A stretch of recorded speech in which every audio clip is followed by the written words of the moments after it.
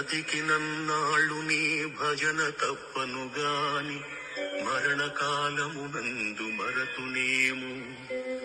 ఆ వేళ యమదూతలాగ్రహంబున వచ్చి ప్రాణముల్ పెకలించి పట్టునప్పుడు కఫవాత పైత్యముల్ కపగా భ్రమచేత కంపముద్భవమంది కష్టపడుచు నా జిహ్వతో నిన్ను నారాయణాయల్చు పిలుతును శ్రమచేత పిలువలేను.